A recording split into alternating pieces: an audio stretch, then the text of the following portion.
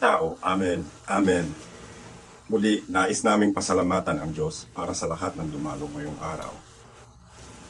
Magkakaroon din tayo ng komunyon, kaya maaari na kayong kumuha ng inyong crackers o kaunting juice o kung ano man ang meron kayo.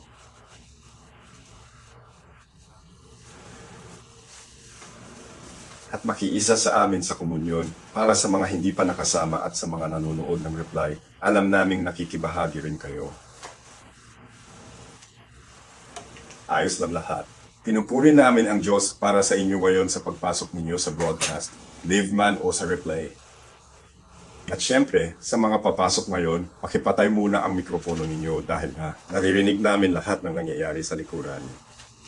Kaya pakiusap. Mika, o sige, tanggalin mo ang mic. Pinupuri namin ang Diyos para sa inyo ngayon, mga kaibigan. Ang Diyos ang salita. May mensahe mula sa Panginoon para sa ating ngayon. At syempre, magkakaroon tayo ng pagbasa ng kasulatan. Bago tayo tuluyang magsimula sa mensahe para sa araw na ito. Muli, nais kong magbigay puri sa Panginoon para sa lahat ng aking mga obispo at apostol na nasa ibang bansa bukod sa Estados Unidos. Pinupuri namin ang Diyos sa inyong gawain at ipagpatuloy ninyo ang ginagawa ninyo. Ipagpatuloy ninyo ang ginagawa ninyo para sa kaluwalhasya ng Diyos at lahat ng lingkod. Nakabilang sa ministeryong ito. Ipagpatuloy mo lang ang ginagawa mo hanggang sa dumating ang ating Diyos. Muli, may mensahe na naman. Sige, simulan na natin. Sige, simulan na natin at pakinggan ang palabas ng pastor na ito. Pakibigay mo na sa akin ang pagbasa. Juan Kabanata 1. 1 hanggang 14. Magsisimula tayo sa Juan Kabanata 1, talata 1 hanggang 14 na at hahayaan nating mangusap sa atin ang salita ngayon. Muli, magtala tayo ng ilang notes para marinig natin ang mensahe ng Diyos sa atin ngayon. At pagkatapos, maaari na tayong pumunta sa ating manuskrito sa Mateo, Kabanata 16 na, talata 13 hanggang 17. Pero magsisimula muna tayo sa Juan Kabanata 1, talata 1 hanggang 14 na. Pastor Channel, sayo na iyan. Opo, Ginoo. Juan 1, talata 1 hanggang 14. At ang salita ng Panginoon, dahilan ito'y nasa simula pa. Ang salita ay kasama ng Diyos at siya'y Diyos. Ang katanyagan ay kasama ng Diyos noon. Lahat ng bagay ay ginawa niya, at kung wala siya, wala niyang isang bagay ang nalikha na nalikha. Sa kanya ay may buhay, at ang buhay na iyon ang ilaw ng mga tao. At ang liwanag ay nagliliwanag sa dilim, ngunit hindi ito naunawaan ng dilim. May isang lalaking isinugo ng Diyos na ang pangalan ay Juan. Dumating siya upang magpatotoo tungkol sa liwanag, upang sa pamamagitan niya ay maniwala ang lahat ng tao. Hindi siya ang ilaw na iyon, ngunit isinugo siya upang magpatotoo tungkol dito. Iyon ang tunay na ilaw na nagbibigay liwanag sa bawat taong dumarating sa sanlibutan.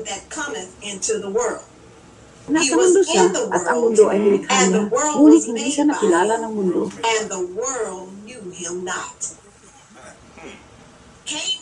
Pumunta siya sa kanyang mga kababayan, ngunit siya'y kinandihan.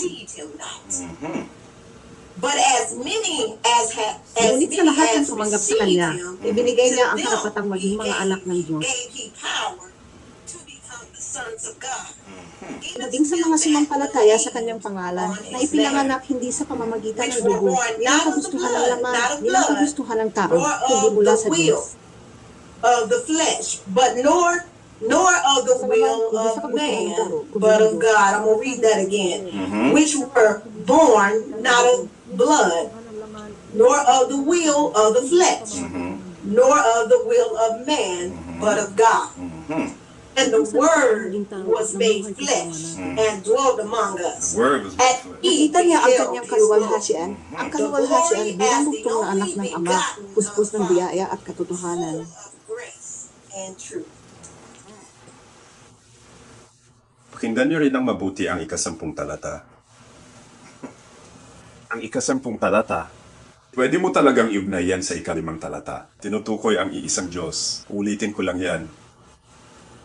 Yung ika-negatibo isa 0 at ika-negatibo 5 talata, parehong Diyos ang tinutukoy. Maintindihan niyo rin kung saan ako nanggagaling mamaya. Amen. Para sa Mateo, anak.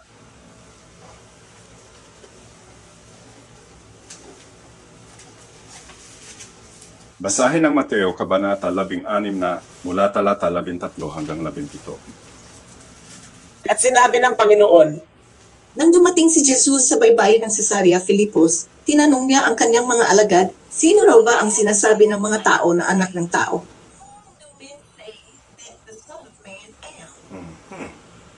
At sinabi nila, may ilan na nagsasabing ikaw si Juan Bautista, may ilan na si Elias, at ang iba naman ay si Jeremias o isa sa mga propeta. At sinabi niya sa kanila, pero sino ang tingin ninyo ako? At sumagot si Simon Pedro, ikaw ang Kristo, ang anak ng Diyos na buhay. At sumagot si Jesus at sinabi sa kanya, mapalad ka, Simon Borjana, sapagkat hindi ito ipinahayag sa iyo ng laman at dugo, kundi ng aking Ama na nasa langit. But my Father, which is in heaven. Amen. Amen din naman. Salamat, anak, sa pagbasa. Salamat sa pagbasa ng salita ng Diyos. Alam mo ba, meron pa bang isa? Hindi ko nasabi sa iyo ito. Pero sinasabi ng Panginoon, Deuteronomio Kabanata 6 talata 0 at Kabanata 4 talata 0. Itinatayo natin ang pundasyon. Mga banal ng Diyos, sana dala ninyo ang lapis at papel. Pero para sa mga unang beses palang dumarating, hindi kami nandito para magliba. Narito kami para turuan kayo sa salita ng Panginoon. Ibigay mo sa akin, anak. Ano ang sinasabi sa Deuteronomio 6:4? at ganito ang sinasabi ng salita ng Panginoon. Pakinggan mo, O Israel, ang Panginoon na ating Diyos ay isang Panginoon. Is what?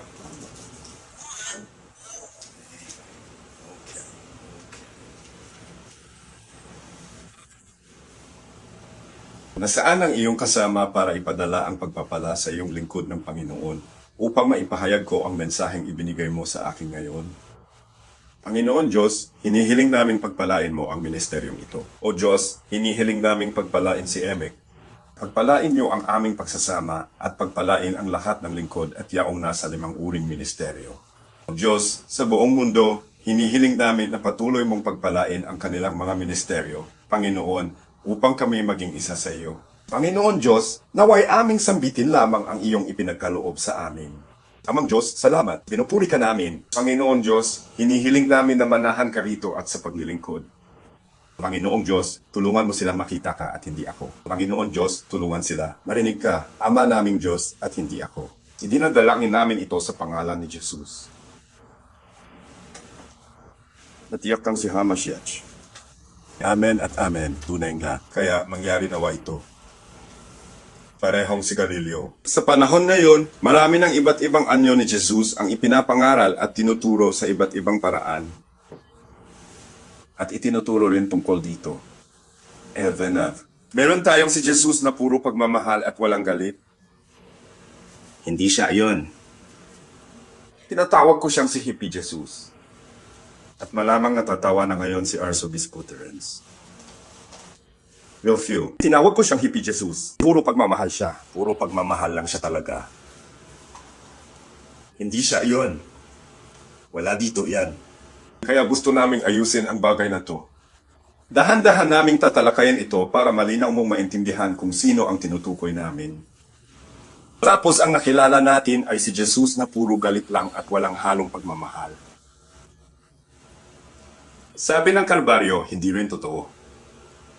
Sige, dahil sobrang pagmamahal ang dahilan kaya siya'y nag-alay para sa atin. Uy pare, mga banalang Diyos, nasa atin ang tunay na Jesus na sinasabi sa Biblia. Mahal, siya ang makataruang Diyos ng sansinukob na nagmamahal sa atin. Pero teka, likas na kasalanan. Kaya tinatrato niya tayo gaya ng isang mapagmahal na ama. Mahal niya tayo kapag tama ang ginagawa natin. At itinutuwid niya tayo kapag tayo'y nagkakamali. Mahal, sinasabi sa Biblia sa unang Korinto, Kabanata 11, talata 31 hanggang 32. Ganito ang sinasabi, ayon sa Biblia, ang minamahal ng Panginoon ay kanyang itinutuwid. Ulitin ko, ang minamahal niya ay kanyang pinapagalitan. Mga banal sa Diyos, nakikita natin itong nangyayari sa Israel sa buong lumang tipan. Muli, anak ng Diyos, ang Jesus sa Biblia ay nagsabi, hoy, ganito. Minamahal, siya ay banal at matuwid na Diyos. Unawain mo iyon. Kaya halina't mas kilalanin pa natin ang Jesus sa Biblia. Hindi ang Jesus na iniisip mo, kundi ang Jesus ng Biblia, mga anak ng Diyos. Tingnan natin kung ano ang sinasabi ng Biblia tungkol kay Jesus, mga banal. Ituloy natin ang pundasyong ito. Sabi sa Biblia, at binasa ito ni Pastor Channel, Deuteronomio 6:4. Ipinapakilala ng Panginoong Diyos ang kanyang sarili sa Israel sa pamamagitan ng kanyang lingkod na si Moises, nang sabihin niya, pakinggan mo, O Israel. Ang Panginoon nating Diyos, nakita kitang sumasayaw. Iisa lamang ang Panginoon nating Diyos. At sa 5 talata, sinabi niya, at ibigin mo ang Panginoon mong Diyos ng buong puso mo, buong kaluluwa mo, at buong lakas mo.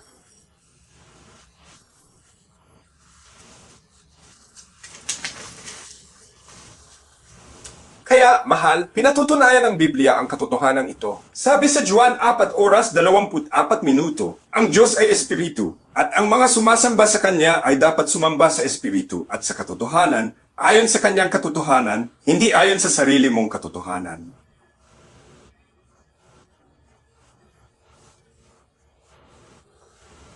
Ngayon, ayon sa iyong katotohanan, ayon sa Kanyang katotohanan.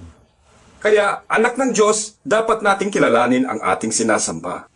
Anak ng Diyos, ayaw nating maging gaya ng mga taga-Atenas sa Gawa 17:23 na sinubukang saklawin ang lahat sa kanilang pagsamba sa pamamagitan ng pagtatayo ng dambana para sa Diyos na hindi nila kilala. Minamahal, sinabi ni Apostol Pablo sa kanila, tingnan ninyo, sumasamba kayo sa Diyos pero hindi ninyo siya kilala. Malinaw sa akin na kilala nila ang Diyos ng Israel, pero wala silang personal na ugnayan sa Kanya. Ngayon, sa sitwasyong ito, nagkaroon ng pagkakataon si kapatid Paul na mangaral sa kanila. Jesus, mga banal ng Diyos, naway hindi masabi sa atin na sumasamba tayo, ngunit hindi natin kilala kung sino ang ating sinasamba.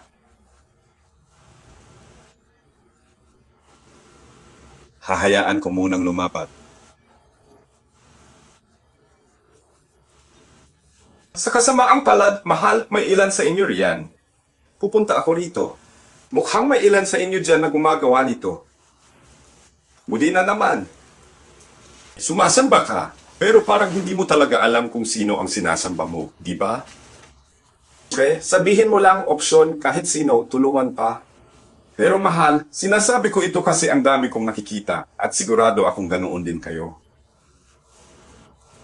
Ang dami talagang kalokohan at hindi magandang asal na nakikita sa social media mula sa ilang mga simbahan.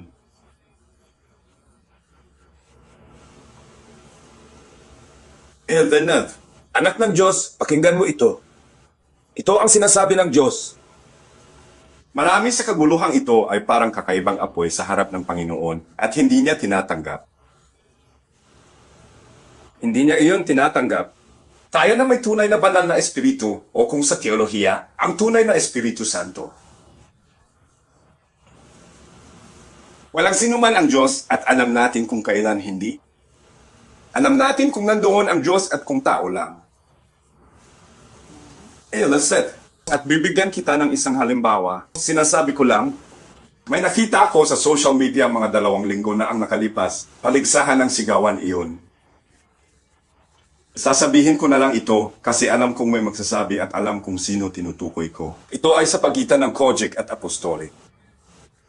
Parang maliit lang na paligsahan iyon. Kalukuhan lang naman yan. Walang dapat paligsahan. Walang maganda o pangit na sayaw. Kalukuhan lang yan. At hindi ganoon ang Diyos. Naiintindihan mo ba ako? Hindi masaya ang Diyos ngayon. Kalokohan yan at kailangan na nating itigil ang ganyan. Minsan, hindi natin alam ang dapat gawin sa internet. Hindi lahat dapat nasa internet. Hindi lahat dapat ipinupost sa social media. Amen. Sige, magpapatuloy na ako.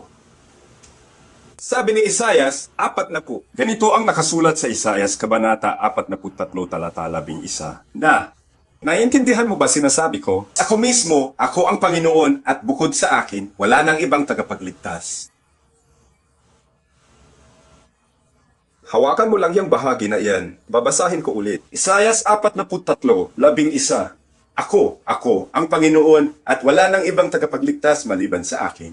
Kaya, mga minamahal, habang lumilipat tayo sa bagong tipan sa Kolosas 1, sana ay isinusulat ninyo ito mula talata 14 na hanggang 20. Sinasabi sa ika-negatibo 14 na talata, sa kanya tayo tinubos. Narito na, sa kanya tayo tinubos sa pamamagitan ng kanyang dugo at pinatawad sa kasalanan. Tanging Diyos lang ang nagpapatawad. Sa ika-negatibo 15 talata, sinasabi, sino ang larawan?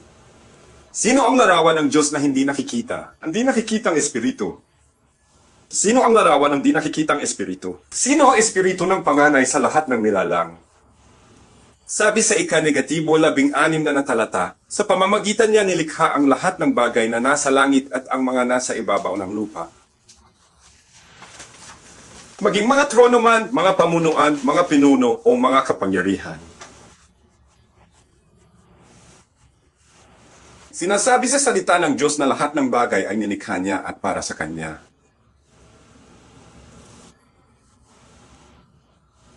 Lahat ng bagay ay nilikha niya at para sa Kanya. Kaya, anak ng Diyos, pinatotohanan ni Apostol Juan ang sinabi ni Pablo sa iglesia sa Kolosas ng kanyang banggitin. Evenet.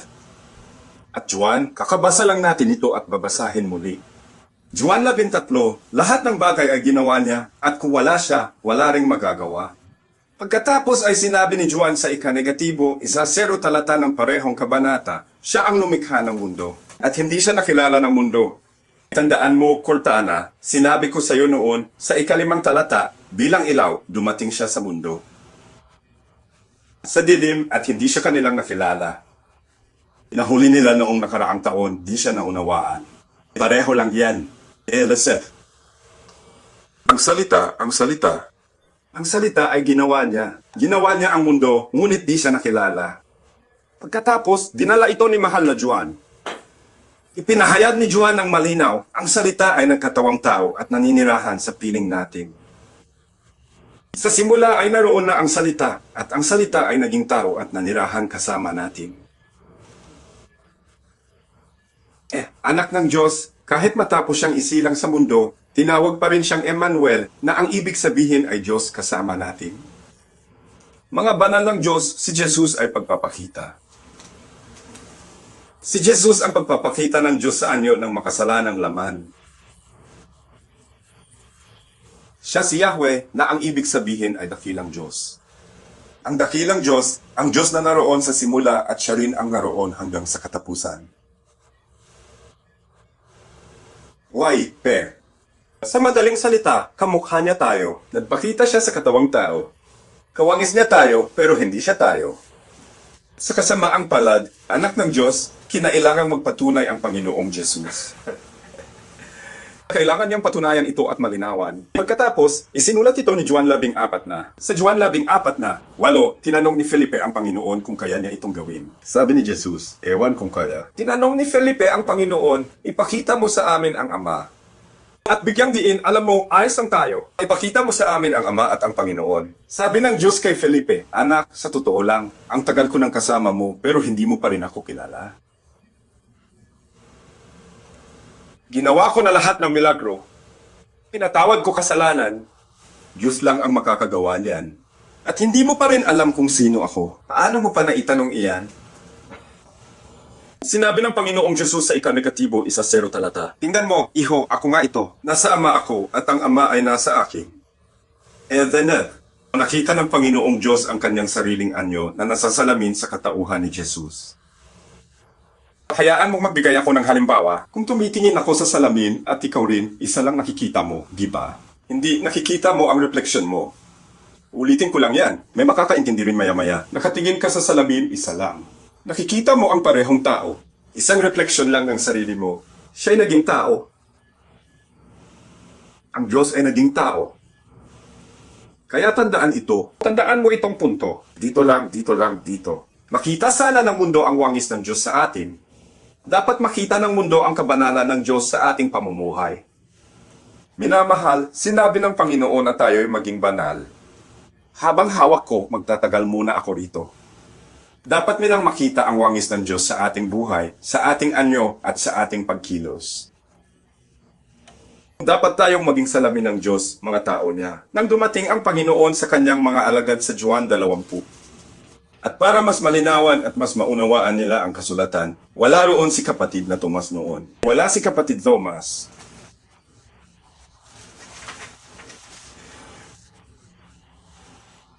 At naisip ko si Jesus, Arsobispo Terence, dahil kabilang tayo sa apostolikong sunod ni Tomas.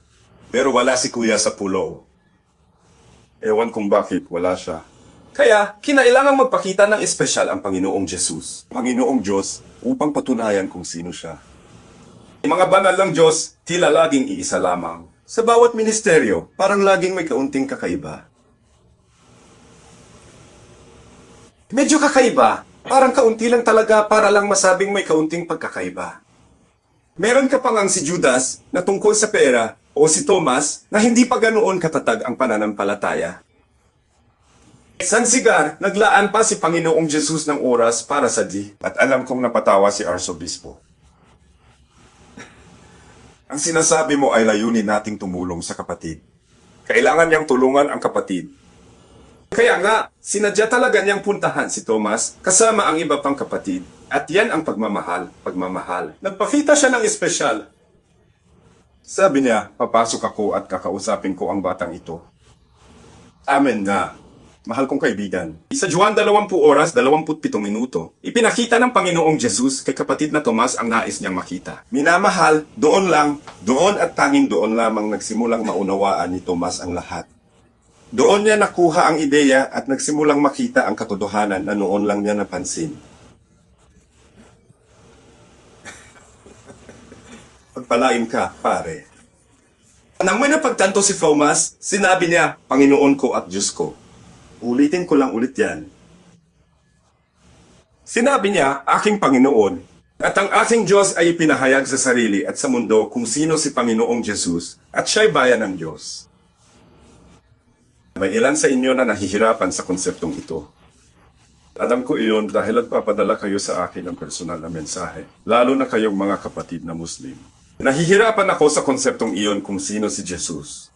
Kaya maaaring lumapit sa iyo ang Panginoong Diyos upang buksan ang iyong mga mata at maunawaan mo ang kasulatan, nang sa gayon ay magkaroon ka ng mas malinaw at mas malalim na pangunawa.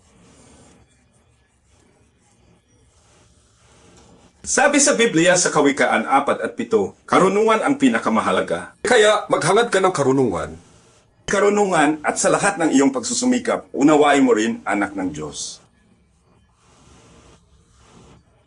Maaaring pag-aralan mo si Jesus pero di pa rin kilala. Maraming mga teologo dyan na pinag-aaralan kung sino si Jesus pero hindi pa rin siya tunay na kilala.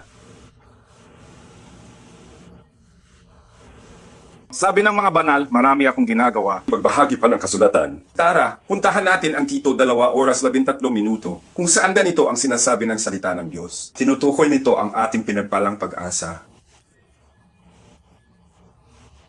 Sabi sa Biblia, sa Tito 2 oras 13 minuto, hinihintay ang pinagpalang pag-asa. Diyan lang. Hinahanap ang pinagpalang pag-asa at ang maningning na pagpapakita ng dakilang Diyos. At ililigtas kita. Naalala niyo si Skip. Binalikan kita muli. Ito si Isaias.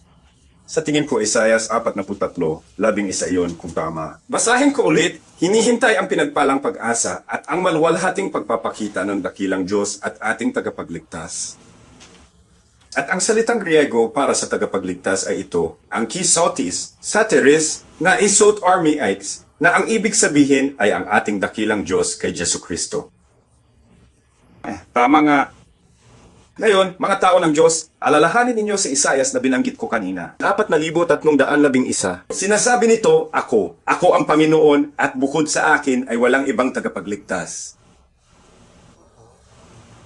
Sino ang nagsabi niyan? Sabi niya, ako ang Panginoon, wala nang iba. At wala nang iba pa. Huwag magkamali, ako ang Panginoon. Ngayon, ang salitang Hebreo para sa tagapagligtas doon ay Mesyas, Mosya, Mesyas. Iyan ang salitang Hebreo para sa tagapagligtas na ibig sabihin ay magligtas. Sige, sinusulat niyo ba to? Ayos, ayos. Alam kong isinusulat mo iyan, nakikita ko sa Espiritu. Ito ay tumutukoy sa iisang Diyos at tagapagligtas na paparito upang kunin tayo sa kanyang maluwalhating kaluwalhasyan dito sa itaas. Isang komento lang ito. Iisa lang ang darating sa atin. Amen! May magsabi ng mensahe para sa Diyos. Gusto kong pansinin ito at alam kong magugustuhan ito ni Arsobispo. Ang partikular na talatang ito ay matatagpuan sa Aklat ng Pahayag, Kabanata 11, talata 13 hanggang 16 na. Pansinin ninyo kung ano ang sinasabi sa ika-negatibo 13 talata. Si Jesus ay nakasuot ng kasuotan.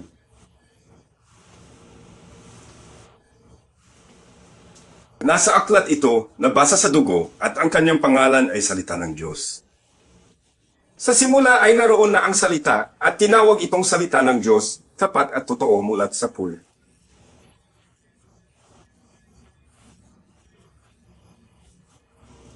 At nakasulat sa kanyang kasuotan at sa kanyang hita ang mga salitang iyon. Hari ng mga hari, Panginoon ng mga Panginoon. Yoha! Mga tao ng Diyos, ito rin ang parehong Jesus. Ito ang Jesus na mababasa natin sa Biblia. Ngayon, gagawin natin itong talagang personal para sa'yo. Sa'yo, at andito rin si Pastor Mark. Amen. Purihin ng Diyos, mahal kong kapatid, hindi ito ang panahon sa panahong ito para malito ka tungkol sa iyong relasyon kay Panginoong Jesucristo. Ulitin ko, mahal, hindi ito ang panahon. Hindi ito panahon para malito ka tungkol sa relasyon mo sa Panginoong Jesus. Mga kapatid, nabubuhay tayo ngayon sa panahon para sa inyong pananampalataya. Pakinggan mo ako, maaaring subukin ang iyong pananampalataya. Anak ng Diyos, kailangan mong maging matatag at handa. Naiintindihan mo ba ako? Hindi mo kailangang maging matatag, nakaugat at nakasandi kay Kristo sa masasamang panahong ito. Sa mga huling araw na ito, sabi sa Diyos, ito na. Ito ang panahon na susubok at maglilinaw sa mga dati mong iniisip o paniniwala tungkol sa kung sino si Jesus para sa iyo.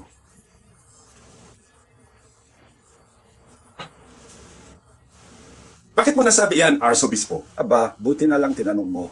Ang ibig kong sabihin, dito na magkakaalaman, mga kaibigan. Ito na ang totoong pagsubok. Marunong ka magsalita. Gusto naming makita kung kaya naming gawin. Madaling magpuri sa Diyos. Hallelujah! Papuri sa Diyos kapag maayos ang lahat. Kapag oras na para harapin ang totoong hamon, dito mo malalaman kung bakit. Pakinggan mo ako. Ito ang panahon na ipapakita sa iyo ng Espiritu ng Diyos na dapat matatag ang relasyon mo sa Kanya. Dapat higit pa ito sa sigaw o maganda lang na sayaw sa loob ng simbahan. Ulitin ko lang ulit ito. Ang relasyon mo sa Diyos ay higit pa sa sigaw o magandang sayaw sa simbahan. Dapat higit pa ito kaysa sa isang maganda at nakakaantig na awit ng papuri. Dapat ay higit pa ito kaysa sa pagiging mahusay mong mga awit o musikero rin. At dapat ay higit pa kaysa sa pagiging isang mahusay na guro mo. O pastor, ulitin ko lang yan. Kailangan pa nating dagdagan ito.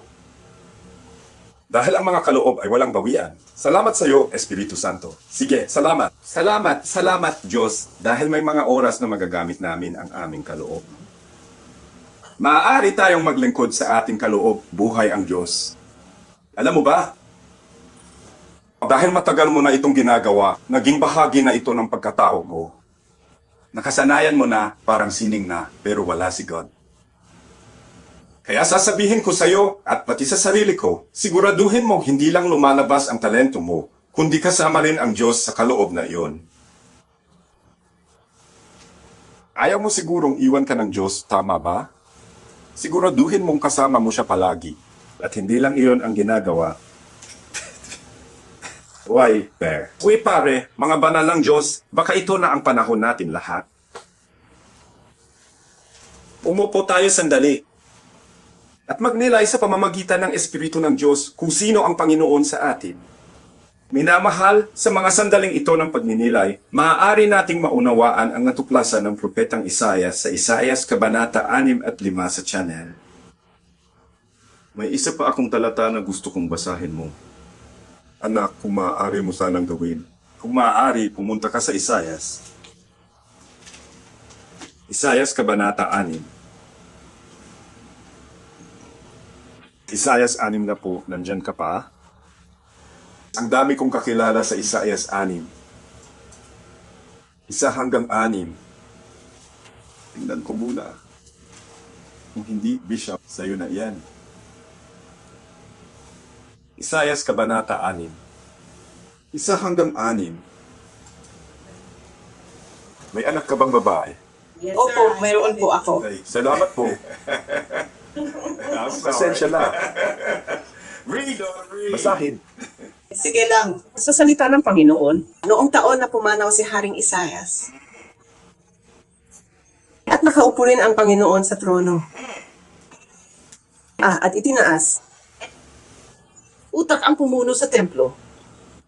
Sa itaas nito ay nakatayo ang mga serapin. Bawat isa ay may 6 na pakpak na may apoy. Tinakpan niya ang kanyang mukha at gamit ang dalawa tinakpan ang paa. At gamit ang dalawa, lumipad siya. Idagdag ang isa pang sumisigaw at nagsasabi, Banal, banal, banal ang Panginoon ng mga hukbo. Ang buong mundo ay puno ng kanyang kaluwalhasyan. At yumanig ang haligi ng pinto sa tinig ng tumatawag ng malakas. Him that cried. And the At napuno ng usok ang bahay. Then Kaya he said, nasabi ko, Aba, kawawa naman ako, sapagkat ako'y lubos na nawala ng I am lakas. undone. Because I Sapagkat ako'y isang taong may maruruming labi, at naninirahan ako sa gitna ng mga taong may maruruming labi. Sapagkat nakita ng aking mga mata ang hari, ang Panginoon ng mga hukbo. Pagkatapos, lumipad papalapit sa akin ang isa sa mga serapin, may baga sa kamay. Nakinuha niya gamit ang sipit mula sa ibabaw ng altar. ituloy mo lang. Ayos na, sapat na. Kayo ba ipakakasal kayo natin dyan? Kasi naghahanda na akong umalis. Salamat sa iyo, Jesus. Salamat, anak ko. Mahal kong kaibigan. Sa mga sandaling iyon ng pagninilay, maaaring mapagtanto natin ang napagtanto ng propetang Isaias sa Isaias 6. Na kahit ang ating katuwiran, kahit sa pinakamainam nitong anyo, ay parang maruming basahan sa harap ng isang banal at banal na Diyos. Amen. Siya nawa. Sabi ni Isaias, noong taon na pumanaw si Haring Uzias, ano ang kailangang mawala sa buhay mo para tunay mong makita si Jesus? Kamusta ka? At itaas mo ito. Nararamdaman ng kanyang damit ang paligid ng templo. Banal siya, puspos ng kabanalan. Siya ay makatarungang Diyos. Hindi siya isang hippie. Jesus, salamat sa iyo, Espiritu Santo. Hindi lang siya basta paikot-ikot. Pagpalain ka, mamula. Hindi iyan ang Diyos sa Biblia. Hindi ko sinasabing wala siya. Pero sinusubukan ko lang ipunto ang nais ko. Banal siya talaga. Ang kanyang banal na kasuotan ay unti-unting pinupuno at bumabalot sa buong templo. Ang kanyang kasuotan ay ang templo iyon. Ano bang dahilan at iniisip nating pwede tayong lumapit sa Diyos basta? Salamat sa iyo, Espiritu Santo. Ano bang dahilan at iniisip nating pwede tayong lumapit sa Diyos ng sansinukob ng basta-basta lang? Naso, tinukoy ni Isaias kung nasaan siya at sinabi, O Panginoong Diyos. Panginoon, Diyos, di ako karapat-dapat sa iyo. Tinitingnan ko lahat ito at kilala ko sarili ko. May mga problema ako. May ilang problema ako. Ikaw pa ang nagdala sa akin dito. Diyos, nagpapasalamat ako sa iyo. May napupulot ba kayo rito? Dasal ko may napupulot kayo dito. Amen din po. Mga tao ng Diyos, dapat nating maunawaan na madali lang. Muli, inuulit ko, madali lang ito. Madaling purihin ang Diyos kapag maayos ang lahat. Pero paano kung subukin katulad ni Job? Ano kaya ang mangyayari kapag dinala ng Diyos ang isang karanasang tulad ng kay Job sa buhay mo? Paano na? Sasabihin mo ba kung sino si Jesus para sa'yo? Sinasabi ko lang, pero ikaw naman ang magsasalita pagkatapos. Ang mga banal, ibinigay ng Panginoon ang mensaheng ito. Ipapaliwanag ko sa iyo kung saan galing ito. Ibinigay ng Panginoon ang mensaheng ito sa akin isang gabi. Nakaupo lang ako, tahimik sa sarili kong gawain, nang sabihin niya, "Anak, hindi nila ako kilala." Hindi nila alam na sinasabi ko sa iyo na yun mismo ang hindi nila alam kung sino ako. Sabi ko, "Panginoon, ano? Ano bang sinasabi mo?" Sabi niya, may ilan sa mga tao ko na talagang hindi pa kilala kung sino ako. Hahayaan ko munang lumapat. Yun lang yung bahagi na yun. Hindi nila ako kilala at nakatanggap ako ng kumpirmasyon mula sa kapwa pastor dito sa Baltimore. Mabuting kaibigan ko, si Pastor Esther Faulkner. At nag-uusap lang kami. Nag-uusap kami tungkol sa salita at kung ano-ano pa. At sinabi niya mismo ang bahaging iyon doon. Sabi ko, ayon na yun. Iyan ay salitang kumpirmasyon, sabi niya. Hindi talaga nila ako kilala. Kaya nga, mga tao ng Diyos, ito ang dahilan kung bakit ipinadala niya ang mensaheng ito ngayon. Sabihin sigarilyo, sinabi ni Apostol Pablo, tingnan din niyo sa Filipos 3:10 minuto. Sabi niya, tingin kayo, nais ko siyang makilala. Sa kapangyarihan ng kanyang muling pagkabuhay. Ayawan ko sa inyo, pero gusto ko siyang makilala sa kapangyarihan ng kanyang muling pagkabuhay at sa pakikiisa sa kanyang mga paghihirap na natutulad muli sa kanyang kamatayan. Sinasabi ko, mga banal ng Diyos, higit pa. Higit pa kaysa sa basta lang kilala mo siya. Pero kailangan mo siyang makilala mismo. Salamat sa iyo, Espiritu Santo. Hindi sa nanay mo, hindi rin sa tatay mo. Diyos ng mga lolo mo, hindi ng lola mo, kundi ng sarili mong Diyos. Papuri sa Diyos ay taas. May sumulat ng kanta tungkol dito. Kilala ko siya ng personal. Isa yun sa una kong si. Kilala ko siya ng personal. Mahal kong kapatid, tungkulin ko ngayon ay paalalahanan tayo.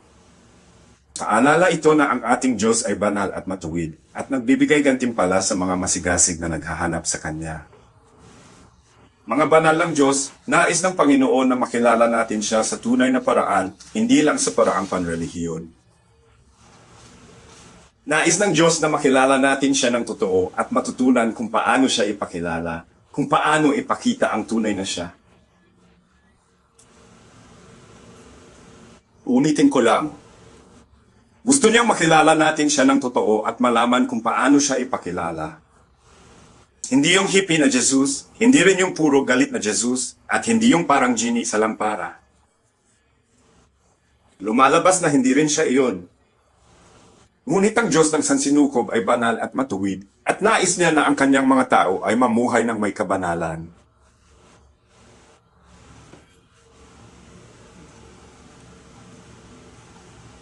Mga tao, sinabi ng Panginoong Diyos sa salita ng Diyos sa Juan 12:32. Ito ang pinakapunto nito. Sinabi niya, kapag ako'y itinaas, hihilahin ko ang lahat ng tao papalapit sa akin. Pero kung di mo siya kilala, di mo alam sino itataas. Hindi ito tungkol sa ginagawa mo kahit sa ministeryo. Ang mahalaga ay taas si Jesus. May magsabi ng Amen. Sabihin sa Diyos, tapos na po ako halos. Siguraduhin natin na malinaw sa atin kung sino ang ating pinaniniwalaan at paano siya ipakikilala sa mundo. Tiyakin natin na maipakilala natin ang ating tagapagligtas. Sa buong mundo, sa lahat ng kanyang kaluwalhatian at sa lahat ng kanyang kadakilaan. At sa lahat ng kanyang banal at matuwid na katuwiran. May magsabi, kaya natin makasagot pabalik sa ating Diyos. Tapos na ako at sinasabi, Panginoong Diyos, kilala kita at alam ko kung sino ka.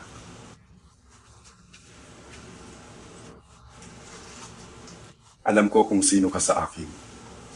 Kung sakaling tanungin ka ng lahat, sino ang sasabihin mo kapag kasama mo ang Panginoon? Sino ang sabi mo ako? Paano mo masasagot ito? Lahat tayo ay may kanya-kanyang karanasan kung sino si Diyos para sa atin. Pero paano mo ipapahayag o ibabahagi iyon sa buong mundo?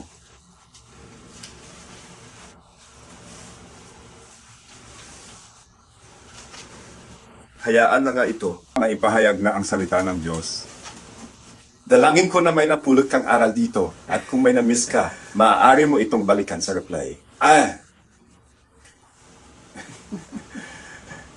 Pwede kang bumalik. Isa na yun. Isa sa mga maganda sa internet at sa teknolohiya ay pwede ka laging bumalik at isulat muli ang gusto mo. Sabihin mo, salamat Jesus, nakuha ko na. Nakikita ko ang asya mo, alam kong gagawin mo at ginagawa mo na. Ganyan ka lang talaga. Amen. Kaya salamat, pupurihin ko ang Diyos sa pagdating ninyo. Sana may napulot kayo, pero papasok tayo sa isa pang banal na bahagi. Bahagi ng serbisyo at ngayon ay komunyon. Sa totoo lang, mga anak ng Diyos, ito ay isa sa pinakamahalagang paglilingkod na maaari nating ialay para sa Panginoon. Nakikipag-ugnayan tayo sa isa't isa at patuloy tayong nagkakaisa sa isa't isa. Pero bago natin gawin yan, tingnan muna natin si Pastor Mark. Nandyan ka pa ba? Sige na. Sige, hanapin ko muna ito. Ayokong isama ang mga taong ito sa kaharian at sa bitamina. Maikli at malinaw. At Nang bumaba ang Espiritu Santo sa mga Judyo, nagtanong sila, mga kapatid, ano nang gagawin natin? Tumayo si Pedro at sinabi, magsisi kayo at magpabautismo sa pangalan ni Jesus. At tatanggapin ninyo ang kaloob ng Espiritu Santo.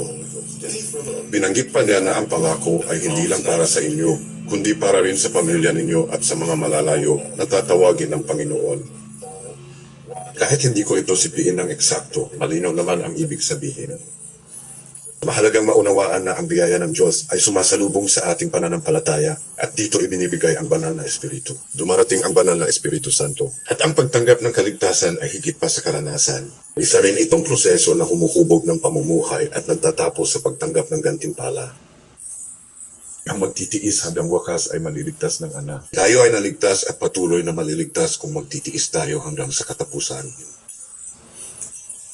Mahalagang tandaan din natin ito kapag tinitingnan natin ang kasaysayang nakasaad sa Biblia.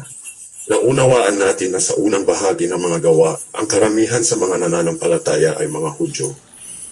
Pagdating mo sa gawa kabanata 1:0, mga 7 taon at kalahati o 8 taon ang lumipas, dumating si Cornelius. Siya ang unang naitalang tumanggap ng banal na espiritu na hindi Hudyo, kundi isang hentil. Nagpapakita ito sa atin na ang pagpuspos ng banal na espiritu para sa kaligtasan ay hindi lamang para sa Hudyo o Griego, kundi para rin sa hindi Hudyo as well. May mga nagsasabi, kung aaminin at paniniwalaan ko, sapat na ba iyon? Umaamin din ang demonyo. Naniniwala rin ang mga demonyo. Sino sa inyo ang nakakaalam na ang mga demonyo ay hindi ligtas? Kapag may inamin ang isang tao, ibig bang sabihin ay sumusunod siya sa inamin niya? Kung naniniwala ang isang tao, hindi ibig sabihin na sinusunod niya ang kanyang paniniwala. Kaya mahalagang ibigay mo ang buong sarili mo sa Diyos, hindi lamang ang bahagi nito. Ayon sa Biblia, sa Gawa Kabanata 2, makikita mo ito kung babasahin mo ang Joel Kabanata 2. Ang Joel Kabanata 2 ay isang propetikong pahiwatig ng mga darating. Ang Gawa Kabanata 2 ang katuparan nito. Sa usapang iyon, sinabi nila, ito ang tinutukoy ng propetang Joel. Ang Diyos ay laging may saksi. Ang gusto ko sa Diyos ay hindi lang siya may isa. Mayroon siya 2 o 3, upang ang bawat salita ay mapagtibay sa bibig ng 2 o 3 saksi. Huwag kang tumigil sa pag-amin at paniniwala.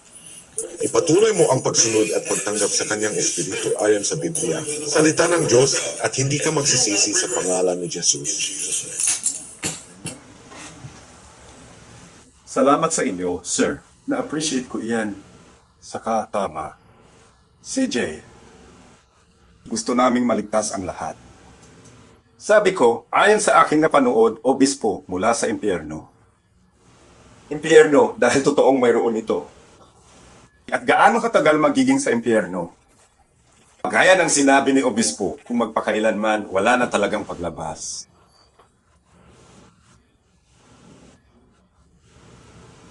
Ayaw iyon ng Panginoon para sa'yo.